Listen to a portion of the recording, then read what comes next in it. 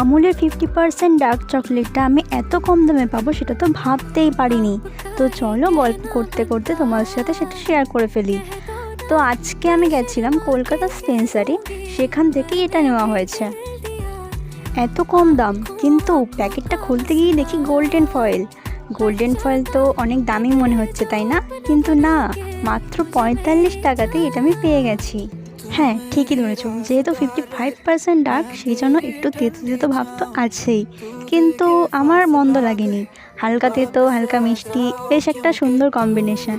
তো তোমরাও যদি এটা কিনতে চাও তাহলে তোমরা অনলাইন থেকে নিতে পারো বা তোমাদের লোকাল স্টোর থেকেও নিতে পারো। শুধু এটাই নয়, এরপর আসছে আমুলের fruit and nut chocolate unboxing. তো তোমরা যদি সেটাও দেখতে চাও তাহলে আমাকে ফলো করে রেখো। এখন আজকের মতন আসি, বাই বাই।